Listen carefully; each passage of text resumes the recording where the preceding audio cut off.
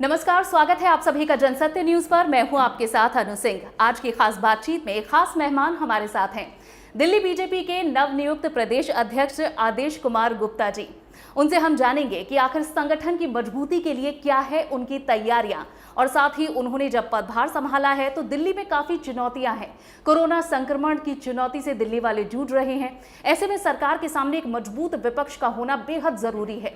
तो इस तौर पर क्या है उनकी रणनीति, ये भी जानेंगे। आदेश जी, सबसे पहले बहुत बहुत स्वागत है आपका जनसत्य न्यूज पर। बहुत बहुत धन्यवाद।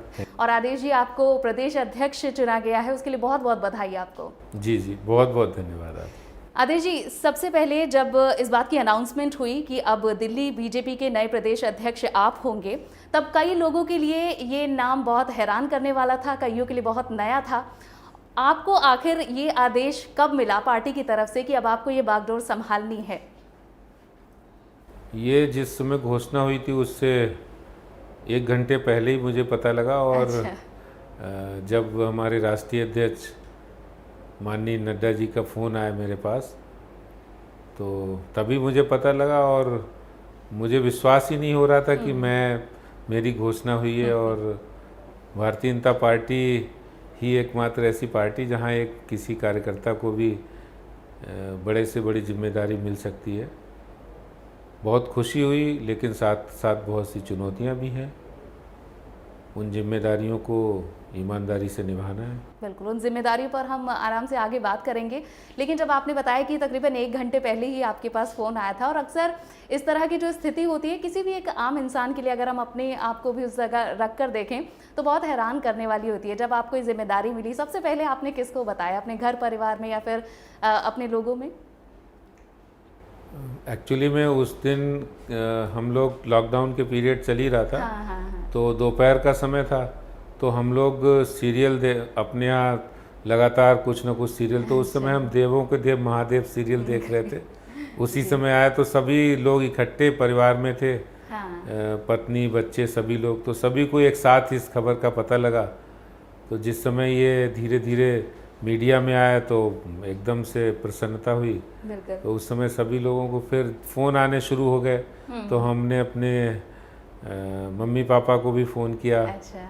और हमारे जितने भी तब तक फ़ोन आने लगे, बहुत सारे मीडिया में हो गया था जी। तो बहुत सारे लोगों ने मीडिया के माध्यम से जानकारी लेकर मुझे बधाई भी दी, हमारे मित्रों ने। एंड आई एम श्योर कि वो बधाई का सिलसिला अभी तक खत्म नहीं हुआ होगा। जी जी, बिल्कुल बधाई का सिलसिला जारी है। अच्छा, ये बहुत अच्छी बात है। इसके अलावा आदेश जी, ये सवाल बहुत बार पूछा जाता है कि क्या आपको कभी उम्मीद थी कि आप इस पद पर पहुंचेंगे, इस जगह पर पहुंचेंगे? लेकिन मैं आपसे इसे थोड़ा ट्विस्ट करके पूछूंगी, आपको उम्मीद थी कि आप इतना जल्दी ये पद संभालेंगे? नहीं, मुझे इस बात की तो बिल्कुल कतई उम्मीद नहीं थी। लेकिन इतना ज़रूर मुझे कभी भी काम करने में, चाहे वो किसी भी लेवल का काम हो पार्टी में, तो उसमें हमें कभी भी कोई ऐसा नहीं महसूस हुआ कि मैं कोई ऐसा काम कर रहा हूँ, ये काम हमें सौंप दिया गया है, छोटा है बड़ा है। तो ग्राउंड लेवल पे काम हो, हर लेवल का काम भारतीय जनता पार्टी में, चाहे मंडल अध्यक्ष की जिम्मेदारी हो या युवा मोर्चा में मैं काम किया है, पार्टी की जिम्मेदारी रही हो, तो काम करने में कभी पीछे नहीं हटा हूँ। लेकिन ये ज़रूर है कि मुझे नहीं पता था कि भारतीय जनता पार्टी इतनी जल्दी हमें इतनी बड़ी जिम्मेदारी दे देगी। निश्चित रूप से ये अपने लिए एक गौरव के क्षण है और खुशी के भी। बिल्कुल। और जो 2 बहुत बड़ी जिम्मेदारियां आपके ऊपर जो रहेंगी, जैसा मुझे लगता है, मैं उनके बारे में आपसे भी ज़रूर जानूंगी कि संगठन को मजबूत करना, दिल्ली प्रदेश के संगठन को मजबूत करना, और साथ ही जो आगे के चुनाव रहेंगे या फिर राजनीति है उसमें एक मजबूत स्थिति बीजेपी की दिल्ली में बनाना। क्योंकि देश में जो बीजेपी की स्थिति है वो हम सभी जानते हैं, लेकिन दिल्ली में कहीं कमी है। उस दोनों चुनौतियों के बारे में आप क्या सोचते हैं? Bharatiya Janata party cadre based party है और दिल्ली में अच्छा संगठन है। इसको और ज़्यादा व्यापक बनाने की ज़रूरत है। उसको हम लोग व्यापक बनाएंगे। लगातार आगे 1 साल की एक रणनीति बनाएंगे कि किस तरह से हमें दिल्ली के उन क्षेत्रों में भी भारतीय जनता पार्टी के कार्यकर्ताओं को मजबूत बनाना है और नए कार्यकर्ता, नए लोग जोड़ने हैं। उसके लिए हम अभियान चलाएंगे, कार्यक्रम करेंगे युवाओं को जोड़ने के लिए, महिलाओं को जोड़ने के लिए। और इसके साथ साथ वो वर्ग जो भारतीय जनता पार्टी का परंपरागत वोट है, उसमें हम किस तरह मजबूती के साथ उनके विश्वास को कायम रखेंगे, इसको रखते हुए भारतीय जनता पार्टी अपना काम करेगी। कोई भी पॉलिटिकल पार्टी का जो टारगेट होता है वो चुनाव भी होता है, और चुनाव में भी हम अभी तक अच्छा प्रदर्शन किया है। विधानसभा चुनाव जरूर हम लूज़ किए हैं, लेकिन आने वाले समय में भारतीय जनता पार्टी की रणनीति ये होगी कि हम लोग जो कमियां पीछे रह गई उन कमियों को हम किस तरह से पूरा करें और उन कमियों को किस तरह हम सुधारें, जिससे कि भारतीय जनता पार्टी का जो ग्रास रूट कार्यकर्ता है वो अच्छे मन से काम करे, उत्साह के साथ काम करे, कार्यकर्ताओं के मान सम्मान में, और कार्यकर्ताओं की जो कार्यकर्ता क्या चाहता है वो ज़्यादा उसको नहीं, उसकी जो मुख्य इच्छा होती संगठन में जो उसको सम्मान मिलना चाहिए, और कुछ छोटे मोटे अगर उनके ऐसी समस्याएं भी होती हैं उनका समाधान मिलना चाहिए। तो इन सब के लिए हम लड़ेंगे, और साथ ही साथ दिल्ली में जो जिस तरह की सरकार है वो अपनी बातों से और अपनी करतूतों से लोगों के बीच अनपॉपुलर हुई है। वो इसलिए नहीं कि मैं कह रहा हूँ कि मैं भारतीय जनता पार्टी का प्रदेश अध्यक्ष बन गया हूँ। जिस तरह कोरोना महामारी से लड़ने की बात हो तो वो जिस तरह से बिहेव कर रही है और जिस तरह की उनकी एडमिनिस्ट्रेटिव फेल्योर किया है वो बहुत चिंताजनक है, जिससे कि दिल्ली वाले लोग बहुत परेशान हैं, और जो आशाएं उन्होंने दिल्ली सरकार से लगाई थी, केजरीवाल सरकार से लगाई हैं, वो अपनी आंखों के सामने धूमिल होते देख रहे हैं। बिल्कुल, और उस पर मैं आगे भी बात करूंगी। जिस तरह से एमसीडी और दिल्ली के बीच जो तनातनी चल रही है उस पर डिटेल में आपसे बात करेंगे। लेकिन आपने कार्यकर्ताओं की बात कही कि कार्यकर्ता क्या चाहते हैं, एक जो ऊपर बैठा नेता है वो उसे डिलीवर कर सके और उनकी बातों को सुन सके, समझ सके, उसके अकॉर्डिंग एक्ट कर सके, सबसे ज़्यादा ज़रूरी है। और आपके लिए लगातार कहा जा रहा है कि आप ज़मीन से जुड़े हुए हैं, कार्यकर्ताओं से जुड़े हुए हैं, और ऐसे में ऐसे शख्स का दिल्ली का प्रदेश अध्यक्ष बनना दिल्ली संगठन को मजबूत करने के लिए एक बड़ा कदम है। तो जब से आपने पदभार संभाला है, कैसे लोगों से मुलाकात हो रही है, क्या आपका रूटीन इस वक्त चल रहा है? आई एम श्योर लोगों के फ़ोन आ रहे होंगे, किस तरह की बातें आपकी अब उनसे हो रही हैं? स्वाभाविक है, बहुत सारे फ़ोन आते हैं, फ़ोन कॉल्स भी आते हैं, और मिलता भी हूँ। कोरोना संकट होने की वजह से मैं उनसे ये भी निवेदन करता हूँ कि भाई आप हमें शुभकामनाएं फ़ोन पर दीजिए, और मैं आपकी शुभकामनाएं हृदय से स्वीकार करता हूँ। कुछ बहुत सारे कार्यकर्ता कहते नहीं हमें मिलना ही है, तो हम घर पर भी सुबह 1 डेढ़ 2 घंटे मिलते हैं। अच्छा। और यहाँ पर कार्यालय पे भी जो कार्यकर्ता आते हैं उनसे सबसे मिलता हूँ, उनकी शुभकामनाएं ले रहा हूँ, और आगे पार्टी का काम मजबूती से करने के लिए उनको कहता भी हूँ। जैसे जैसे ये कोरोना संकट से हम लोग निकलेंगे तो पार्टी के काम में मजबूती से लगेंगे। बिल्कुल। चलिए, आप कोरोना संकट का जिक्र कर रहे हैं, इसी बात को मैं आगे ले जाऊं, और जो मौजूदा दिल्ली की जो स्थिति है, ऐसे में सबसे पहले, क्योंकि आपका जो बैकग्राउंड वो एमसीडी से जुड़ा रहा है, आप मेयर रहे हैं नॉर्थ एमसीडी के, तो आप सबसे पहले बताइए कि जिस तरह से एमसीडी और दिल्ली के बीच में ये जो खींचतान जो कोविड-19 से जिन लोगों की मौत हुई है उनके आंकड़ों को लेकर हो रहा है, इस पर आप क्या सोचते हैं? क्योंकि एक राज्य, एक बीमारी और उसके 2 अलग अलग एकदम ऑपोजिट आंकड़े, जिसमें डबल का अंतर है, तो आखिर ऐसा क्यों है? क्यों दिल्ली की जनता आखिर इस कन्फ्यूजन को क्यों सहे? देखिए, इस कन्फ्यूज़न से ये स्पष्ट हो जाता है कि दिल्ली सरकार इन सब समस्याओं को कोऑर्डिनेशन करने में विफल हुई है। मैं मानता हूँ कि जब कोई महामारी होती है, जब एपिडेमिक एक्ट पूरे देश में लागू है, ऐसे समय में दिल्ली में भी लागू है, और आज कारपोरेशन भी दिल्ली गवर्नमेंट के अंडर ही काम कर रहे हैं। जब एपिडेमिक होते हैं तो कोई भी कारपोरेशन होता है, कोई भी एजेंसी होती है, वो गवर्नमेंट के अंडर काम करती है, चाहे वो एमसीडी वर्कर्स हों, उनके डीसीज़ हैं, हमारे डीसी जो कारपोरेशन के, वो सब उन्हीं के अंडर में काम कर रहे हैं। और मुझे समझ में नहीं आती ये कोऑर्डिनेशन क्यों बिगाड़ रहे हैं या क्यों बिगड़ रहा है। कारपोरेशन के जो आंकड़े हैं, दिल्ली गवर्नमेंट ने ही खुद ही 2 क्रीमेशन ग्राउंड डेडिकेटेड किए हैं कोविड के, और उनके ही आंकड़े हैं ये, जहाँ पे कोविड पेशेंट के ही कोविड बॉडीज़ का ही क्रीमेशन हो रहा है। तो ये जो डिफरेंस है वो कहीं ना कहीं कोऑर्डिनेशन की कमी, और दिल्ली सरकार आंकड़ों को छुपाना चाहती है, अपने फेल्योर को छुपाने के लिए भी ये बात है। कोऑर्डिनेशन रखने की बहुत ज़रूरत थी, जहाँ सब एजेंसी, क्योंकि दिल्ली में मल्टी लेयर्स बॉडी काम करती है, मल्टी लेयर एजेंसीज़ हैं। ऐसे समय में दिल्ली सरकार को कोऑर्डिनेशन की बनाने की ज़रूरत थी। जहाँ लोग एक तरफ परेशान हो रहे हैं, वहीं आप सूचनाएं भी गलत दे रहे हैं। आप कह रहे हैं कि मैं इतने बेड्स उपलब्ध करा दूंगा, वो भी नहीं करा है। तो इस सब बातों से एक क्वेश्चन मार्क लगता है कि आपकी क्षमताओं पर। आप गवर्नमेंट में हैं, आप सब काम कर सकते हैं, सब काम करना चाहिए जो जिससे लोगों को सहूलियत मिले। बातें बनाने से काम नहीं होता। अगर आप बातें बनाओगे ऐसे समय में तो काम नहीं होगे। कौन मना कर रहा है? भारतीय जनता पार्टी पिछले 2 महीने से ज़मीन पर काम करे। हमारे कार्यकर्ताओं ने 1 करोड़ लोगों तक राशन, भोजन, खाना, जो सहायता थी, जिसने जो कह दिया वहाँ पर पहुँचा दिया। लोग हमारे कार्यकर्ता के ट्विटर हैंडल पर ट्वीट करते थे कि भाई हमें ये सहायता चाहिए, उनको वहाँ सहायता मिल जाती थी। आपने देखा भी होगा, फ़ोन आते थे, वहाँ हम लोग सहायता देने जाते थे। तो ऐसा नहीं है, आपके पास विल पावर होनी चाहिए, इच्छा शक्ति होनी चाहिए। दिल्ली सरकार क्या कर रही है आप देखिए, अभी तक इनका कोई मंत्री फील्ड में नहीं आया। मुख्यमंत्री साहब घर में बैठे हुए हैं, एसी कमरे में बैठ के सरकार चला रहे हैं, और दिल्ली की जनता परेशान है। जी, आपने कोऑर्डिनेशन की बात की, तो दिल्ली का आगे भविष्य आप कैसे देख रहे हैं इस कोरोना काल में? क्योंकि कोऑर्डिनेशन ना दिल्ली सरकार का एलजी के साथ है, ना एमसीडी के साथ है, तो बिना कोऑर्डिनेशन के कैसे चलेगा?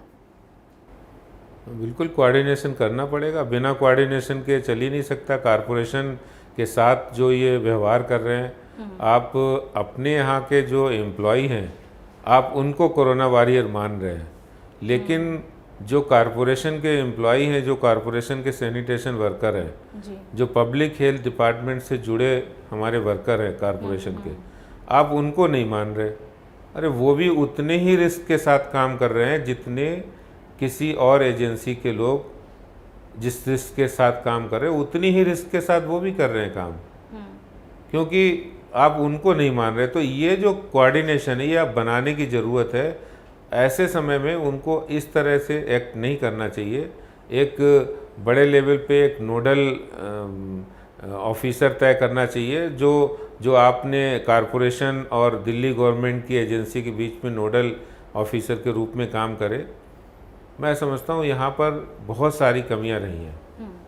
और एक और चीज़ जो इस वक्त लोगों के मन में है, जो दिल्ली की जनता के मन में है, वो ये है कि कहा जा रहा है कि तकरीबन 5 लाख तक दिल्ली में संक्रमितों की संख्या पहुंच सकती है। और जब हम दिल्ली में लोगों को बेड नहीं मिल रहे, ये वीडियोस हम देख रहे हैं, मीडिया दिखा रही है, सोशल मीडिया पर लोग देख रहे हैं, दिल्ली सरकार कह रही है कि बेड उपलब्ध हैं, लेकिन जो निजी अस्पताल हैं वो यहाँ पर कारस्तानी कर रहे हैं, बेड उपलब्ध नहीं करा रहे। अब लोगों के मन में ये है कि अगर ये संख्या 5 लाख पहुँचेगी तो क्या होगा हमारा?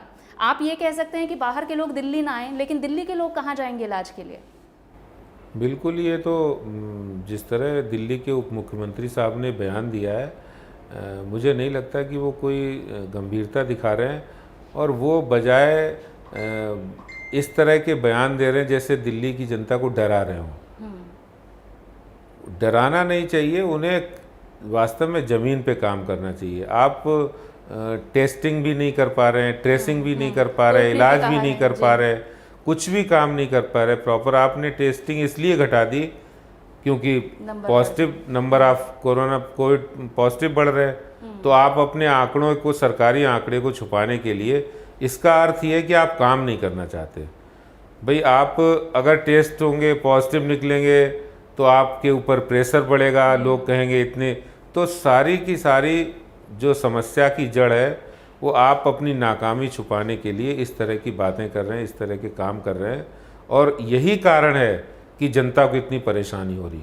अगर आप मजबूती के साथ कहते कि नहीं, हम कोई परेशान है, हम उसका इलाज कराएंगे, आप टेस्ट लैब बढ़ाते, आप क्वारंटाइन सेंटर बनाते। भाई दिल्ली में किस चीज़ की कमी है? आप बताइए। दिल्ली में स्टेडियम है, होटल्स हैं और इतनी बड़ी तादाद में कम्युनिटी सेंटर है, किसने मना किया है?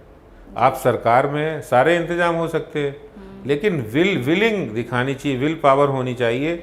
जब भारतीय जनता पार्टी बिना सरकारी सहायता के 1 करोड़ लोगों तक खाना भोजन पहुंचा सकती है और इसके अलावा हम लोग आने वाले समय में भी बहुत कुछ करने वाले हैं, तो जब बिना सरकारी सहायता के इतना किया जा सकता है तो आपके पास तो पूरी सरकार है, आपको किसने रोका है? लेकिन आपकी इच्छा शक्ति होनी चाहिए काम करने की। आप इच्छा शक्ति की बात कर रहे हैं। अब दिल्ली सरकार ने कह दिया है कि जो केंद्र की गाइडलाइन होगी, जैसा केंद्र कहेगी हम ऐसा काम करेंगे, तो यानी कि अब केंद्र के मार्गदर्शन पर वो चलेंगे, जैसा केंद्र का आदेश होगा। तो क्या अब हम उम्मीद करें कि दिल्ली में स्थिति बेहतर होगी इसके बाद? बेहतर होनी चाहिए। उम्मीद तो पिछले पहले 2-2.5 महीने से हम लोग यही उम्मीद कर रहे थे, लेकिन जिस तरह वो काम कर रहे हैं, मुझे उनके काम करने के तरीके पर आज दिल्ली की जनता बहुत परेशान है और बड़े हैरान है। जिस तरह उन्होंने अस्पतालों की बदइंतजामी, जिस तरह के दृश्य देखने को मिल रहे हैं। अच्छा, कोई आदमी इलाज कराने जाता है, इलाज में बदइंतजामी, उसके बाद अगर किसी आदमी की, किसी व्यक्ति की इलाज में जान चली जाए तो डेड बॉडी के साथ जो व्यवहार, जो शव के साथ व्यवहार है, यानी जानवर से भी बदतर व्यवहार, इससे ज़्यादा शर्म की बात नहीं हो सकती। आज तो माननीय उच्चतम न्यायालय ने जो सख्त टिप्पणी की है, तो इससे उन्हें तो सोचने पे मजबूर होना चाहिए और उन्हें कुछ करने की ज़रूरत है। एक समय पर मदन लाल खुराना की जो दिल्ली बीजेपी में रहते हुए जो तूती बोलती थी, वो अब देश में तो बीजेपी की है लेकिन दिल्ली में नहीं है, तो उस वर्चस्व को वापस लाने के लिए आपकी क्या भूमिका रहेगी आगे? देखिए, मदन लाल खुराना जी भारतीय जनता पार्टी के बहुत कर्मठ और बहुत पुराने सीनियर नेता रहे हैं और उन्होंने ज़मीन से अपना काम शुरू किया था। वो दिल्ली की रग रग से वाकिफ़ थे और मैं ये समझता हूँ कि दिल्ली की जनता की भलाई के लिए जो जो काम हो सकते हैं वो भारतीय जनता पार्टी करेगी। चाहे लोगों को पानी की समस्या हो, लोगों को राशन नहीं मिल रहा हो, लोगों को उनके हक नहीं मिल रहे हों, चाहे वो झुग्गी झोपड़ी वालों के हों या फिर व्यापारियों के हों, तो इन सब हकों के लिए, इन सब समस्याओं के लिए हमेशा लड़ने का जो जज्बा है वो भारतीय जनता पार्टी के कार्यकर्ताओं में रहा है और इस जज्बे को और बढ़ाना है, मजबूत बनाना है। और जो सरकार इस समय है, उस सरकार की हर उस गलत निर्णय का हम जनता के बीच जाकर विरोध करेंगे जो जन विरोधी होगा और जिससे जनता की समस्याएं बढ़ रही हैं, उसके कारण से हम हर उस काम का विरोध करेंगे। हाँ, इसके साथ साथ अगर कोई काम अच्छा भी कोई सरकार करती है तो निश्चित रूप से भारतीय जनता पार्टी उसके साथ है, लेकिन जो दिल्ली में समस्याएं हैं उन समस्याओं को अगर समाधान नहीं निकाला, आज दिल्ली में पानी की बहुत परेशानी है, बिजली में जिस तरह से बिजली के बिलों को फिक्स चार्जेस लिए जा रहे हैं, तो इन समस्याओं को भी हम उठाएंगे और आने वाले समय में हम संघर्ष के रास्ते पर निकलेंगे। मैं समझता हूँ कि संघर्ष के रास्ते पर निकलकर भारतीय जनता पार्टी के आधार क्षेत्र को बढ़ाएंगे, संपर्क को बढ़ाएंगे और एक अच्छा संगठन खड़ा करेंगे। जी, इसके अलावा आदेश जी, जब जब दिल्ली बीजेपी के प्रदेश अध्यक्ष की कुर्सी बदलती है तब तक किसी एक विशेष वर्ग का नाम जुड़ता है जिससे उस शख्सियत को जोड़ा जाता है, प्रदेश अध्यक्ष को जोड़ा जाता है। इससे पहले जब मनोज तिवारी थे तब तक कहा गया था कि जो पूर्वांचली वोट बैंक है, पूर्वांचली जो बैंक वर्ग है दिल्ली में, उन्हें साधने के लिए लाया गया। अब जब आप आए हैं तो कहा गया कि व्यापारी वर्ग को साधने के लिए आपको लाया गया है।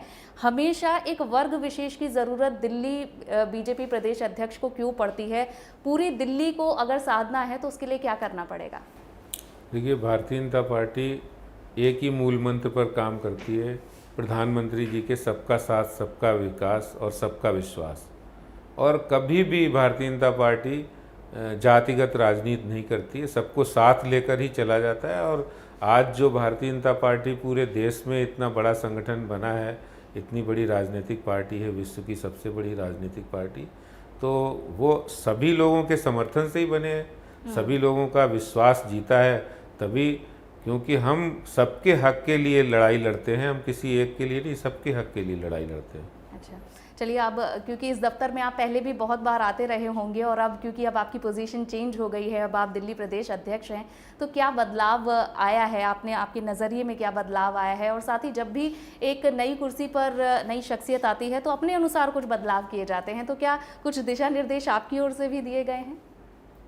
नहीं, मेरी ओर से कोई दिशा निर्देश नहीं।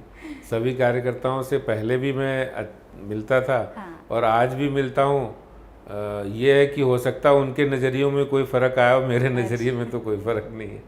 अच्छा, तो जैसे आप पहले लोगों से मिलते थे उसी तरह से आगे बढ़ते रहेंगे। ठीक है, मैं अब आपसे जानना चाहती हूँ कि यहाँ से आगे क्योंकि दिल्ली की परिस्थितियों को देखते हुए और जो प्रदेश संगठन है उसकी स्थिति को देखते हुए कौन सी प्रायोरिटी वाले काम हैं, कौन सी प्राथमिकता वाले काम हैं जो आप आगे बढ़ाएंगे? मैंने आपको पहले बताया, जिस तरह अभी कोरोना संकट का समय चल रहा है, तो इस समय बहुत सारी समस्याओं को हम अभी उठाना नहीं चाहते, लेकिन जैसे जैसे ये कोरोना संकट निकलेगा वैसे वैसे दिल्ली सरकार की जो नीतियां हैं, दिल्ली सरकार जो काम कर रही है, तो उससे स्पष्ट होता है कि वो बातें अधिक करते हैं, मीडिया में ज़्यादा जाते हैं, लेकिन काम ग्राउंड पे नहीं करते। तो उन समस्याओं को हम उठाएंगे जो वास्तव में लोग जिससे परेशान हैं, चाहे वो झुग्गी झोपड़ी का काम हो, चाहे व्यापारियों के क्षेत्र में काम हो, जो दिल्ली सरकार को करना चाहिए। दूसरा, संगठन के कार्यक्रमों से विभिन्न आयामों के माध्यम से विभिन्न आयामों को समावेश करते हुए हम संगठन के विस्तार के लिए काम करेंगे, उसके लिए कार्यक्रम बनाएंगे, कार्यकर्ताओं के प्रशिक्षण का काम चलेगा। इस तरह से भारतीय जनता पार्टी के संगठन को मजबूत बनाएंगे और आने वाले समय में जो भी चुनौतियां होंगी उनके साथ मुकाबला करेंगे। बिल्कुल, आप जिन चुनौतियों की या जिस तरह से जो कार्यशैली की बात कर रहे हैं, आपने बहुत समय से इसे फॉलो किया है, आप बीजेपी से जुड़े रहे हैं, लेकिन लोगों के पास जो इन्फॉर्मेशन है, जब आप एक जनप्रतिनिधि के तौर पर सामने आए थे तब से लोग आपको पार्टी से जुड़ा उनकी यादें हैं। जैसे कि जब आप पार्षद बने थे, जब आप मेयर बने, उससे पहले आप पार्टी से कब जुड़े, कैसा आपका तब तक का सफ़र रहा, क्या चीज़ थी, कौन सी विचारधारा थी जो आपको बहुत आकर्षित करती थी पार्टी की, आखिर कैसे आप इसकी तरफ मुड़े? वैसे तो मैं भारतीय जनता पार्टी और विचारधारा से बहुत पहले जुड़ गया था। 1987 में मैं विद्यार्थी परिषद से जुड़ा था और तब से लगातार एक आंदोलन के माध्यम से ही जुड़ा था, छात्र आंदोलन के माध्यम से जुड़ा और वो उस काम को करते करते युवा मोर्चा में काम किया। युवा मोर्चा में बहुत सारे बड़े बड़े कार्यक्रमों में, आंदोलनों में भाग लिया, चाहे वो कश्मीर आंदोलन हो या फिर आसाम आंदोलन हो। इसके साथ साथ कुछ समस्याओं पर, जो निरंतर समस्याओं पर आंदोलन हो, हमने एक पानी के लिए भी दिल्ली में एक बड़ा आंदोलन किया था। हमारे एरिया में पानी नहीं आता था। अच्छा। तो उसके लिए भी बड़ा आंदोलन किया जल संघर्ष समिति के माध्यम से। तो तमाम कार्यक्रमों और आंदोलनों के माध्यम से भारतीय जनता पार्टी में जुड़कर आज जब चुनाव लड़ने का मौका मिला, ये बात सही है कि संगठन में काम करते हुए उतने लोगों से नहीं परिचय होता है, लेकिन जब आप चुनावी राजनीति में आते हैं तो उसमें अधिक लोगों से परिचय होता है। लेकिन मैं इससे पहले ही बहुत संगठन में पहले से काम किया, ज़िले में महामंत्री के रूप में हो या ज़िले में उपाध्यक्ष के रूप में हो, मंडल अध्यक्ष के रूप में हो, तमाम जिम्मेदारियां निभाई हैं। और जनता की जो नब्ज है, जब कॉरपोरेशन का चुनाव लड़ा तो उसमें ज़्यादा समझ में आती है, क्योंकि कॉरपोरेशन में ग्राउंड लेवल पे काम किया जाता है और ग्राउंड लेवल पे आप लोगों की जो वास्तविक समस्याएं हैं वो समझ में आ जाती हैं। और वास्तविक समस्याएं, वास्तव में आज दिल्ली सरकार चाहे दावे कितने भी करे, लेकिन वास्तविक समस्याएं जस की तस है। बिल्कुल, चलिए हम आगे देखेंगे कि किस तरह से वो जो वास्तविक समस्याएं हैं उन्हें आप कैसे उठाते हैं, सरकार के से सवाल पूछे जाते हैं। लेकिन इससे पहले भी, जैसे आपने बताया कि आपका कैसे बीजेपी से जुड़ाव हुआ, कुछ समय आप एक टीचर भी रहे, आपने स्टूडेंट्स को भी पढ़ाया, तो जब आपको ये पोजीशन मिली तो आपके स्टूडेंट्स के भी कॉल आए, क्या आप अभी भी उनसे संपर्क में हैं? मैं जब दिल्ली आया था तो ट्यूशन पढ़ाता था कुछ जगह, क्योंकि मैं उस समय BSc किया था हालांकि एमएससी मैं ये पूरी नहीं कर पाया था अपनी फाइनल ईयर, तो यहाँ अपने रोजगार की तलाश में ही आया था। जी। तो सबसे अच्छा यही था कि भाई ट्यूटर बन जाओ। हाँ। तो पढ़ाया, उसमें बहुत सारे लोगों से परिचय हुआ। तो पुराने संबंधों से जिन्होंने सुना वहाँ से फ़ोन आते हैं, स्वाभाविक रूप से भी बहुत सारी ऐसी बातें होती हैं। अच्छा लगता है।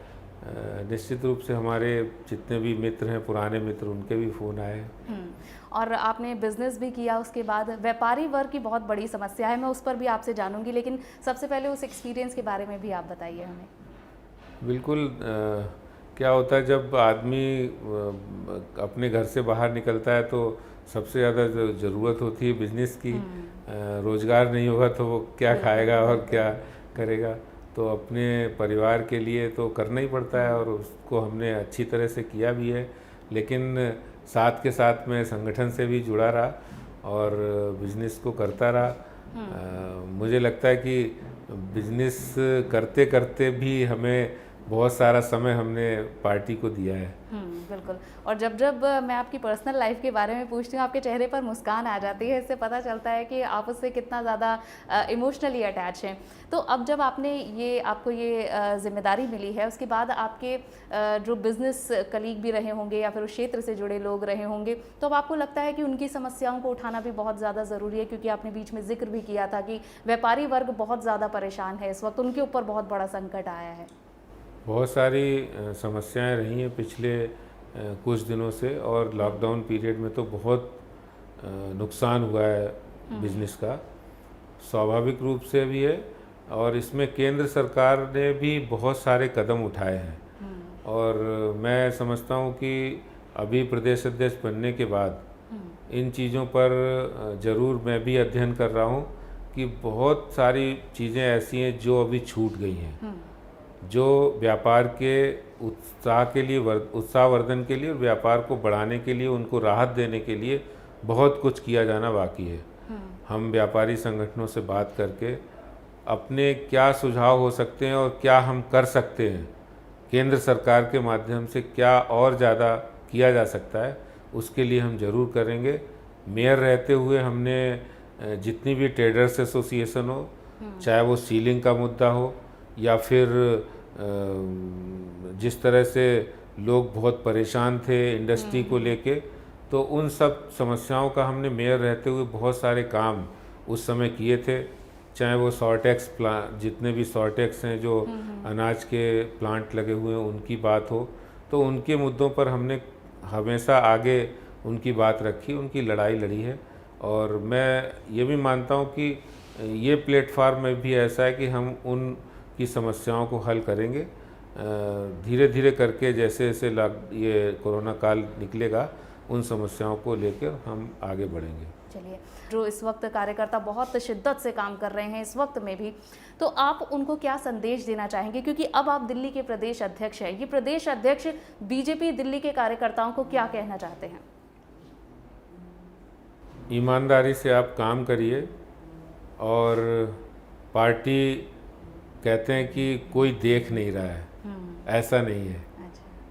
तो यहाँ से सभी कार्यकर्ताओं के जो काम करते हैं उनका विश्लेषण होता है, और अच्छे कार्यकर्ताओं को जो समर्पित भाव से पार्टी का काम करते हैं, ईमानदारी से काम करते हैं, जिनके अंदर कैपेसिटी है, जो अपनी विशेषताओं के कारण पार्टी में अब जिनका बहुत योगदान होता है, ऐसे युवा वर्ग के लोग हों, ऐसी हमारी बहनें हों, महिलाएं हों, ऐसे हमारे किसी भी वर्ग के लोग हैं, उनको सबको लेकर हम एक अच्छी टीम बनाएंगे और अच्छा काम करेंगे, जिसमें नए लोगों का समावेश भी होगा और पुराने लोगों का एक्सपीरियंस भी होगा, और इसके साथ साथ ईमानदारी से, कमिटमेंट के साथ पार्टी की विचारधारा को आगे बढ़ाने वाले लोगों का साथ लेंगे। बिल्कुल, बहुत बहुत शुक्रिया आदेश जी हमारे साथ जुड़ने के लिए, जनसत्य न्यूज़ से बात करने के लिए। Thank you. तो ये थे आदेश कुमार गुप्ता जी, जिन्होंने कहा है कि अनुभव को साथ में लेते हुए, नए लोगों को समावेश करते हुए दिल्ली के संगठन को मजबूत बनाया जाएगा और दिल्ली की जनता की आवाज़ को उठाया जाएगा। दिल्ली सरकार से जो भी वाजिब सवाल होंगे वो पूछे जाएंगे। इस खास बातचीत में इतना ही। अगर आपको ये वीडियो पसंद आया हो तो इसे लाइक और शेयर ज़रूर करें। हमारे चैनल को सब्सक्राइब करना ना भूलें। नमस्कार।